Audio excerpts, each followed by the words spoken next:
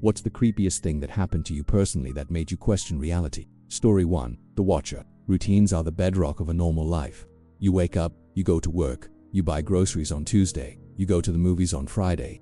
There's a comforting rhythm to it, a sense of predictability that makes you feel like you have a handle on the world. My then wife and I had that kind of life. It was simple, orderly, and made perfect sense. And then, for the duration of about 1 year, the universe introduced a random variable into our equation, an impossible, repeating glitch that slowly eroded our sense of a logical reality. It wasn't a ghost or a premonition. It was something far stranger. It was a person. The first time we saw her was on a Tuesday at the grocery store. She was in the produce aisle, examining an avocado with a kind of detached intensity. You couldn't help but notice her. Her appearance was incredibly unique, almost jarringly so. She was very tall, at least 6 feet, and rail-thin, with a posture that was unnaturally perfect. But it was her face that truly stood out. Her skin was pulled so taut across her cheekbones and jaw that it looked like polished marble, giving her a completely ageless and unreadable expression. My wife noticed her too, and we exchanged a quick silent glance that said, "Well, you don't see that every day." She made brief eye contact with us as we passed, a steady neutral gaze that held for a second too long. And then we went on with our shopping and thought nothing more of it. A week later, we were at a Starbucks in a different part of the city, about 20 miles from that grocery store. We were sitting at a small table, talking about our day, when I felt that strange, prickling sensation of being watched. I casually glanced around the room, and my blood ran cold. There she was, sitting alone in a booth directly behind my wife, nursing a cup of tea. The tall frame, the same perfect posture, the same impossibly tight skin on her face. She was looking right at me. Again, no smile, no scowl, just a flat, unwavering stare of acknowledgement. I gave my wife a little kick under the table and subtly nodded in her direction. When she turned and saw her, her eyes went wide. "No way," she mouthed. "That's her." It was a wild coincidence, the kind of thing you'd tell your friends about later, but then it happened again and again. It was like she was a background character in the movie of our lives. And the director had gotten lazy and just kept reusing the same extra. Few days later, we were walking through the mall and she passed us, walking in the opposite direction. Her long strides purposeful, the same brief, unnerving eye contact. A month later, we went to a movie, and as I stood in line for popcorn, I turned around and she was standing right behind us, her expression as blank as ever. Each time, she was alone. She never spoke to us, never interacted with us, never did anything other than simply be there. The sheer statistical improbability of it was staggering. We went to different places at different times, all over the city and its suburbs. There was no pattern to our movements, yet there she was. We started to joke about it as a coping mechanism, to try and frame the sheer weirdness of it into something manageable. We called her our alien observer, or the glitch in the matrix. Before we would go anywhere, one of us would say, "You think our stalker will be there today?" It was a joke, but underneath it, a genuine sense of unease was starting to fester. This felt less like coincidence and more like a surveillance program run by a very strange entity. The joke died on the freeway. We were driving home one evening, stuck in traffic, music playing. It had been a week or two since our last sighting, and we were feeling normal, relaxed. Suddenly, my wife let out a sharp, terrified scream. I slammed on the brakes, thinking we were about to be hit. "What is it?" I yelled. She was pale, pointing a shaking finger at the car in the slow lane next to us. I looked over. It was a nondescript sedan, and in the driver's seat was the woman. She was keeping pace with us perfectly, and as I watched, she turned her head slowly, her entire face rotating with an almost robotic smoothness, until her blank eyes locked onto mine. There was no one else in the car, just her, staring at us, as we moved together at 15 miles per hour. That was the moment the weirdness curdled into genuine fear. This was no longer random. She was in a car, on the same massive freeway as us, right next to us. It felt deliberate, impossible. We took the next exit, our hearts pounding, and drove home on side streets, constantly checking our rearview mirror. After that, the joke was over. A low-grade paranoia set in. We would scan every crowd, every restaurant, every store. The comfort of our routine was gone, replaced by the constant, low-level anxiety of wondering if our personal phantom would appear. It was a shared madness. The only thing that kept me from thinking I was losing my mind was that my wife saw her every single time, too. We were both witnesses to the same inexplicable phenomenon. Then, about a year after the first sighting in the grocery store, it just stopped. We never saw her again. She vanished from our lives as abruptly as she had appeared. There was no confrontation, no explanation, no final, creepy encounter, just an absence. The relief was immense, but it was followed by a strange, lingering void. The question of what was that has haunted me ever since. We had no insurance claims, no legal troubles, no logical reason for anyone to be following us. She was a perfect, unsolvable anomaly, a year-long crack in the facade of our reality that proved to me that the world doesn't always operate on the rules you think it does. Story 2. The blue cardigan when you're 7 years old. The world operates on a set of very simple, straightforward rules.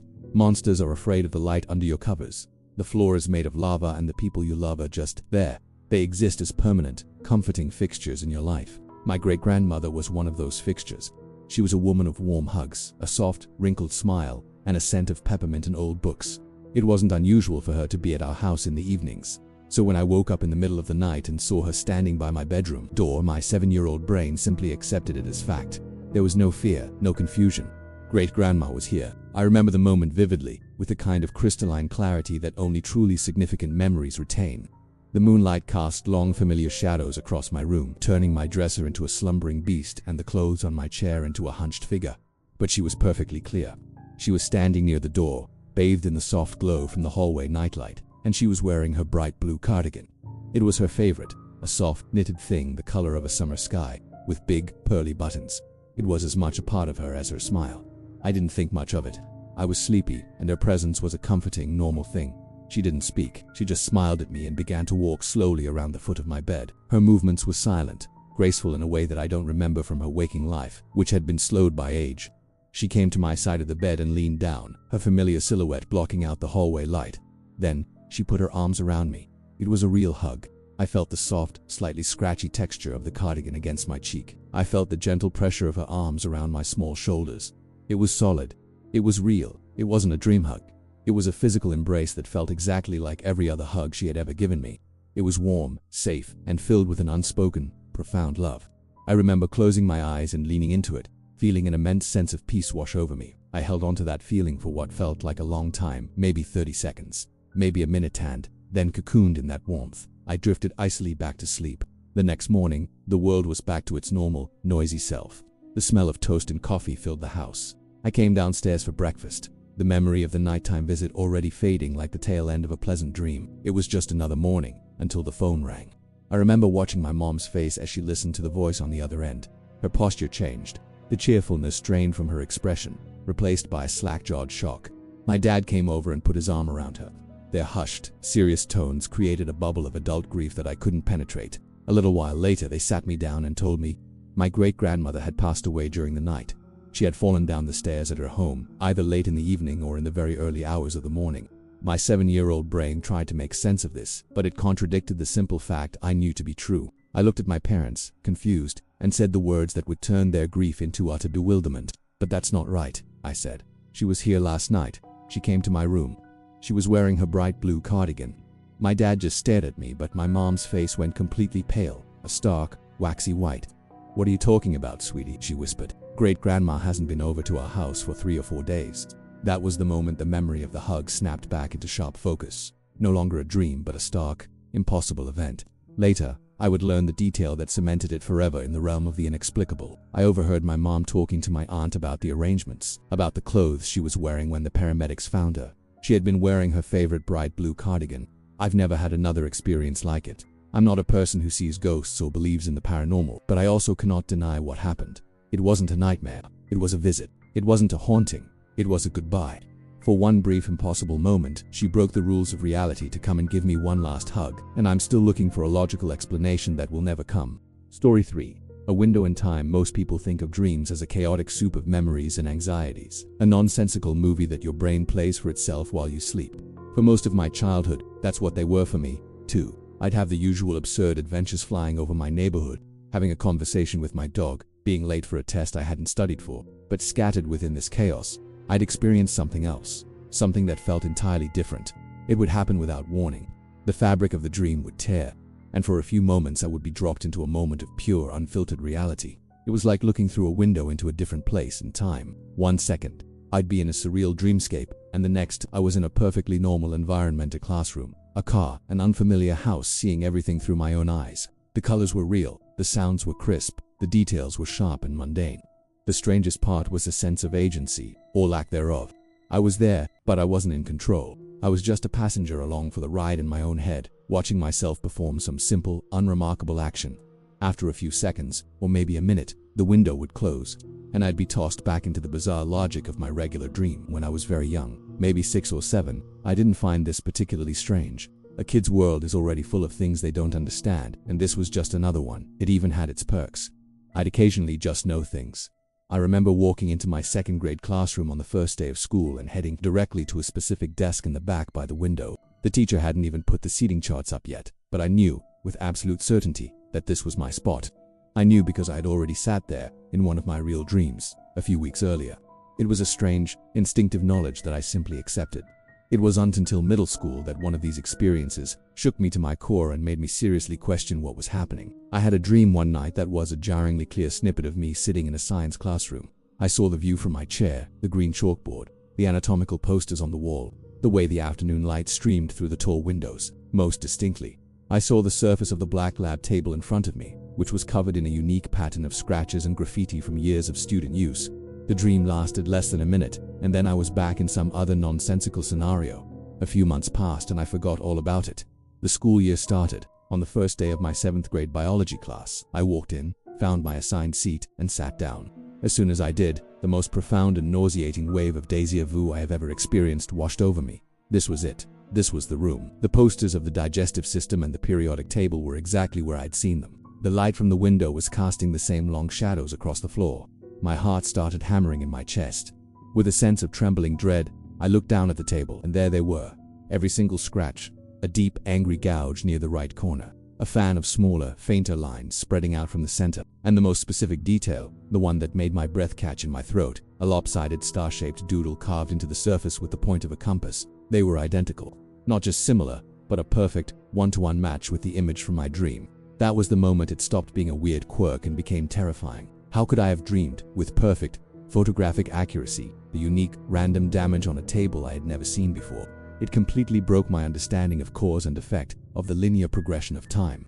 It felt like I had seen a glitch in the code of the universe. These windows in time started to taper off as I got older. I tried keeping a dream journal for a while, hoping to document one and then verify it, but I'd always get bored and stopped. The dreams were too mundane, and the time between the dream and the event was too long, weeks, sometimes months. They became fewer and further between in my teen years, and I haven't had one in at least 4 or 5 years now. Still, one last memory lingers, one window that has yet to manifest in my waking life. The dream was simple. I am in an empty house, one I don't recognize. The light is dim. I get down on my hands and knees and open the cabinet under a kitchen sink to look inside. That's it. That's the whole scene. For years now, I've been waiting for that moment to arrive. I wonder where I'll be. Will it be my first house?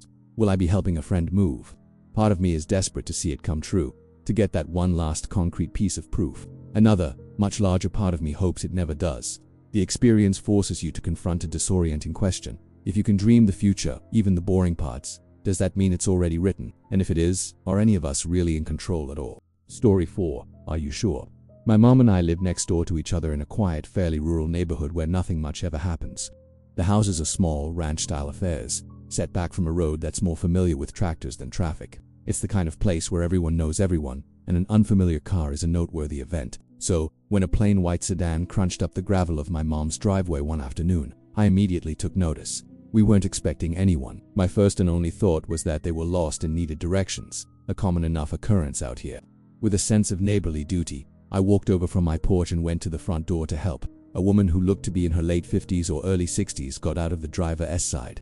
At the same time, the passenger door opened, and a young black girl, maybe 9 or 10 years old, got out as well. That was the first thing that struck me as odd. If you're just lost, you leave your kid in the car. It's safer and it's quicker. The fact that they both got out, as if for an official visit, sent a tiny, curious ping of unease through my mind. They walked toward the door together, both of them wearing huge, unwavering, almost painted-on smiles. I opened the front door just as they reached the porch, and the woman gave the young girl a gentle nudge forward, as if presenting her to me. "Hi," I said, returning their smiles with a more reserved questioning one of my own. "What can I help you with?" The woman's smile didn't waver. "Are you Anna?" she asked, using my actual first name. My brain stalled for a second. The possibility of them being lost evaporated, replaced by a profound confusion. How did she know my name? "Yes," I said slowly, my guard immediately going up. "Wonderful," she said, her voice bright and cheerful. "We went to a neighbor's house looking for you, and they pointed us over here." She and the girl just stood there, staring at me expectantly. The girl's smile was a perfect, silent mirror of the woman's. I found myself focusing on the girl, a strange and powerful feeling washing over me. It was an intense, overwhelming sensation that I was supposed to know her. I felt a phantom sense of recognition, a good trenching feeling that I should be overjoyed to see this child, that I should be throwing my arms open to welcome her. but my conscious mind was a total blank. I had never seen her before in my life. I just stared, my silence hanging awkwardly in the air. When I didn't react with the expected delight, the woman's smile somehow widened. "We're here to see the dentist," she said. The words were so nonsensical, so completely out of context, that I felt a dizzying sense of dislocation. The dentist," I stammered, looking around the very obvious non-dental officeteria of my mom's living room. There are no dentists here. This is a private home." I let out a small, nervous laugh, assuming this had to be some colossal misunderstanding. "There aren't any dentists anywhere near us, actually. It's a rural neighborhood." The woman and the girl just kept smiling, their expressions absolutely unchanged. They didn't look confused by my explanation. They didn't look embarrassed for having made a mistake. They looked at me with a serene, patient certainty, as if I was the one who was profoundly confused. "Are you sure?" the woman asked, her voice still light and pleasant. But the question itself felt heavy, loaded with some meaning I couldn't grasp. "Am I sure?" I repeated, my own voice rising with panicked disbelief. "Yes, I'm pretty sure I know whether or not I live in a dentist's office." They just kept staring and smiling. "Are you sure?" the woman said again. The girl nodded in agreement, her smile fixed. It was at that moment that I felt a genuine spike of fear. This wasn't normal. Their behavior was completely outside the bounds of any logical human interaction. They weren't acting like people who had the wrong address. They were acting like people trying to convince me that the reality I was experiencing was incorrect. Finally, after another excruciatingly long moment of smiling silence, they turned and walked back to their car. They got in, backed out of the driveway, and drove off as calmly as they had arrived. I stood in the doorway for a long time, my heart pounding. The feeling that I was supposed to know that little girl was so powerful, it had begun to make me question my own sanity. Had I met her? Had I given up a child for adoption and somehow completely blocked it from my memory? The thought was insane, but the feeling they had deliberately provoked was that strong. Later that day, I went to the neighbor the woman had mentioned. I asked her about the visit. My neighbor confirmed that a woman and a young girl in a white car had stopped to ask her a question. But what she said next chilled me to the bone. She said she never told the woman my name. She said the woman had pulled up and asked for me specifically by name. The story about being directed by a neighbor was an elaborate lie. They came looking for me. They knew my name and they wanted for me to acknowledge a child I'd never met, to admit my home was a dentist's office. The event has haunted me ever since. There is no explanation. It was a brief, surreal, 5-minute tear in the fabric of my reality. My mum firmly believes the girl will come back someday to explain everything. I just think about those smiles, and that calm, terrifying question, and it drives me insane to wonder what they really wanted. Story 5. The figure in the field. When I was 19, I worked a third shift. It's a strange, isolating way to live, a life lived in reverse of the rest of the world. You drive to work as others are going to sleep, and you drive home as they're just waking up. The roads are empty, the world is quiet, and your mind can play tricks on you in the deep, silent hours of the night. I was a little paranoid back then, a side effect of being a young woman who was always on her own in the dark. To feel safer, I had a system. I never took the same route to and from work 2 days in a row. I had a whole rotation of back roads and highways, a little web of paths I thought would protect me from anyone who might be watching. I thought I was being clever, random. In the end, my system just made me punctual for an appointment I never knew I had. One night, I was driving to work on one of the more rural routes in my rotation. It was a moonless, pitch-black night, the kind where your headlights cut a lonely tunnel through an endless darkness. The road was a 2-lane blacktop surrounded by vast empty fields. As I drove, my headlights swept across a figure standing just off the shoulder. My first thought was that it was a scarecrow, but there was no farm, no corn, just a barren, empty field. As I got closer, the image resolved itself with impossible, terrifying clarity. It was the stereotypical storybook image of death. It was tall and cloaked in a tattered black hood that shrouded its face in absolute shadow. In its hands it held a long curved scythe, the blade glinting faintly in my headlights. It wasn't moving, it was just standing there, leaning on its scythe, as if it were waiting for a bus. As my car passed, I felt its faceless gaze follow me. It didn't wave, it didn't threaten, it just watched me go by. A wave of pure ice-cold terror washed over me. I stomped on the accelerator, my heart hammering against my ribs. I didn't dare look in the rearview mirror. I just drove, my knuckles white on the steering wheel, until the lights of the factory parking lot came into view. The moment I parked, I grabbed my phone and called my best friend, my voice trembling. I told him everything, babbling about the hooded figure and the scythe. I needed to tell someone, to anchor the insane experience in the real world. I just wanted someone to know. I remember telling him, half joking, in case I died tonight. The night shift was long and uneventful. The sterile fluorescent lights of the factory floor felt a million miles away from the dark field. By the time I clocked out, the sun was rising, and the terror of the night before already felt distant, almost foolish. As the days went on, I convinced myself I had imagined it. I was tired. It was dark. It must have been a weirdly shaped tree stump, a trick of the light, and an overactive imagination. After a few nights, I had almost entirely forgotten about it. My paranoid system of rotating routes continued, and life felt normal again. About a week later, my rotation brought me back to that same route. This time, I was driving home in the early morning. I was tired, thinking only of my bed. I didn't even register that it was the same road where I'd seen the figure. I was just driving. I never saw the other car until it was too late. Headlights suddenly swerved into my lane. There was the horrific screech of tires, the explosive crunch of metal, and a brief, searing flash of pain. Then, nothing. I was told later that I died at the scene. My heart stopped. The paramedics brought me back, a feat that felt less like a miracle and more like a cosmic clerical error. I woke up a week later in a hospital bed, a confusing and painful haze of tubes, casts, and beeping machines. My body was a shattered ruin of extra parts, pins and plates holding me together. My best friend was there. After a while, when I could talk, he asked me the question that made the whole world collapse. "What route were you on when you crashed?" he asked gently. And in that instant I knew. The memory of the figure in the field came rushing back, not as a hazy dream, but as a sharp, horrifying reality. It was the same road. I completely lost it, sobbing uncontrollably in my hospital bed. It wasn't a hallucination. It wasn't a trick of the light. I had seen something waiting in that field. My little system, the paranoid rotation of roads I had designed to keep me safe, hadn't helped me evade danger. It had simply ensured that I would be on the correct road, at the correct time, to keep my appointment. The figure wasn't a random phantom. It was a patient, silent observer, and it had been watching me go by, knowing I'd be back. Story 6. The Missing Miles. There's a certain hypnotic rhythm to a long highway drive, especially one you've made a dozen times before. The world becomes a predictable blur of green signs, gray asphalt, and the steady monotonous hum of the engine. My wife and I were in the middle of one of these drives, a straight 2-hour shot on the interstate back to our home from St. Louis. It was the kind of trip where you can put your brain on autopilot, your mind filled with mundane thoughts about unpacking, what to make for dinner, and the work week ahead. We were in our own little bubble of steel and glass, moving through a perfectly normal afternoon. We had no idea that our bubble, and our understanding of time and space, was about to inexplicably pop. The last completely clear memory I have is of taking a specific exit to merge onto the main highway that would take us home. I remember the big, green sign with the highway number on it. I remember a red truck was in front of us, and my wife was humming along to a song on the radio. I was in the passenger seat, looking at the GPS on my phone, confirming the ETA. Just under 2 hours. Everything was exactly as it should be. The car was running smoothly, the sun was shining, and we were making good time. The next thing I knew, I was blinking. It wasn't like waking up from a nap. There was no grogginess, no feeling of having been asleep. It was a film cut, one frame. We were on the on-ramp, the red truck in front of us. The next frame, we were miles down the highway, and the afternoon sun was noticeably lower in the sky. What snapped me back to full awareness was a billboard. It was a huge, garish sign for a local steakhouse, featuring a giant cartoon cow wearing a chef's hat. We passed it every time we made this trip. It was our unofficial marker that we were about an hour and a half from home. I saw the cow, and a profound sense of disorientation washed over me. "Wait," I said, my voice sounding strange to my own ears. "How are we already at the cow billboard?" My wife turned to look at me, her face a mask of identical confusion. I don't know," she stammered. I was just thinking the exact same thing. A cold, creeping dread began to snake its way up my spine.